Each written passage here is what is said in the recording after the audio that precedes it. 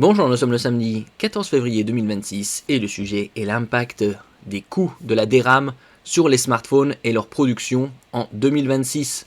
D'après TrendForce, la réduction pourrait être d'au moins 10%, on resterait tout de même au-dessus du milliard de smartphones produits, voire 15%. Ici, comme on peut le voir dans le tableau, 2025, 1,25 milliard de smartphones. Avec l'augmentation des prix de la DRAM, il y aurait une réduction d'au moins 10%, donc ça passerait à 1,13 milliard, voire 15%, on resterait tout de même au-dessus du milliard de smartphones produits, 1,06 milliard. Le triplement des coûts des mémoires DRAM devrait entraîner une baisse de la production de smartphones, donc de 10 à 15%, voire peut-être plus, puisque nous sommes qu'au tout début de l'année 2026. La crise de la DRAM fait grimper non seulement les prix de la mémoire vive, on a vu une augmentation significative de la DDR5 et de la DDR4, de plus de 200% au cours de ces 5 derniers mois. Également des SSD, 100% au moins, et les disques durs dans une moindre mesure. Tout ça à cause des data centers AI et des infrastructures qui nécessitent une quantité colossale de mémoire vive et de stockage. N'oubliez pas de vous abonner pour plus de news sur le monde de la high-tech ainsi que les bons plans, également sur mon Twitter et en description sous toutes mes vidéos. Vous pouvez les retrouver dans mes playlists et voir mes articles sur mon blog, tous les liens seront en description. N'oubliez pas de mettre un j'aime, un commentaire, de partager et de cliquer sur les liens en dessous de mes vidéos pour soutenir la chaîne. Selon le dernier rapport de TrendForce, le coût d'une configuration typique de smartphone avec 8 Go de RAM, 8 Go c'est vraiment le minimum. Après on trouve des smartphones avec du RAM boost, donc c'est pris sur le stockage, donc on passe de 8 à 16 voire 24 selon les modèles.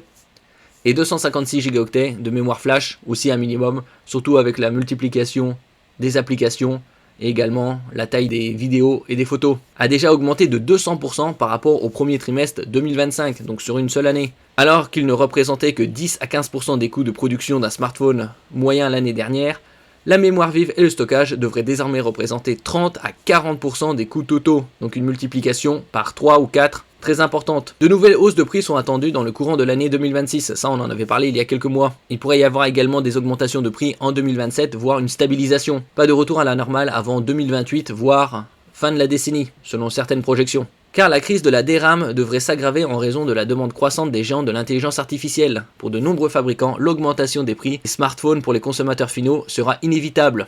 On a vu précédemment, concernant l'iPhone, avec Apple, l'iPhone 18 Pro et 18 Pro Max devrait avoir un prix identique à l'iPhone 17 Pro, 17 Pro Max. Donc ça c'est une bonne nouvelle. D'un autre côté, c'est des smartphones très haut de gamme et très onéreux. Ils sont à plus de 1500-2000 euros selon les déclinaisons. 512 Go, 1 Teraoctet de stockage, 2 Teraoctets de stockage. Ils ont sorti le premier 2 Teraoctets de stockage l'année dernière. C'est particulièrement vrai pour les smartphones de milieu de gamme moins chers, dont les marges bénéficiaires sont plus faibles que celles des modèles phares. Bon après, bien évidemment, les modèles phares, tout dépend de la marque et des modèles.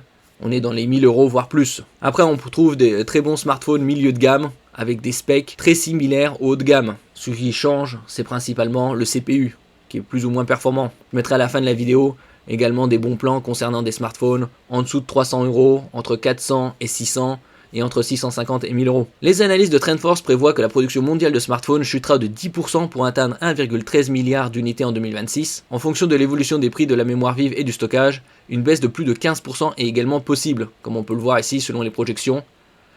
Donc plus de 15% de baisse, on descendrait en dessous du milliard produit. Les fabricants de smartphones en Chine devraient être particulièrement touchés car Apple, avec le prix comparativement élevé de l'iPhone 17, dispose d'une plus grande marge de manœuvre pour absorber l'augmentation des coûts de production.